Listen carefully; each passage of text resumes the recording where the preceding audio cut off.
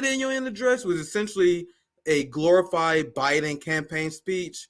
Joe Biden going to say something. We're going to give humanitarian aid to the people that we are genociding. Then one half of the room going to stand up and clap. Then the Republicans going to look like this the whole time. And then you're going to watch corporate media pretend this is not a clown show. This is the only part of the State of the Union address I'm interested in. Look at this. And I already seen footage of many protesters being arrested. We are seeing the fascist crackdown by the West because they are owned by Zionist capital. We are living in a capitalist dictatorship where Zionists, they are in charge. They completely hijacked our system. You guys see in my intro video, we're going to talk about here more, how AIPAC, Israel completely just, they openly brag about it now. They're like, we just had Super Tuesday, and you had AIPAC bragging about the amount of people that they primaried, all the people they got elected. So you have Biden who gave him the State of the Union address. Oh, let me bitch screen this and I'll read the tweet. Biden is giving the State of the Union address. And remember, I covered this, and I think I am the only person who covered this. Correct me if I'm wrong, fam.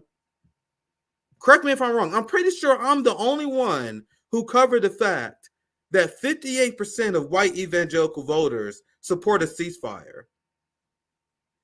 The majority of Jewish voters support a ceasefire. And then when you siphon that to Jewish Democrats, around 67% of Jewish Democrats support a ceasefire.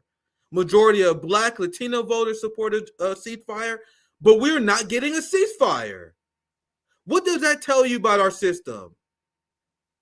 For the people who still are Western chauvinists, for the people who still don't understand why Marxists that levy critiques on the capitalist system.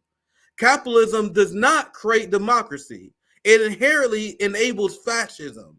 Everything you was told growing up is not true. These quote-unquote authoritarian countries, largely supported by their people. Cuba, largely supported by the people. Russia, Putin has an 80% plus approval rating.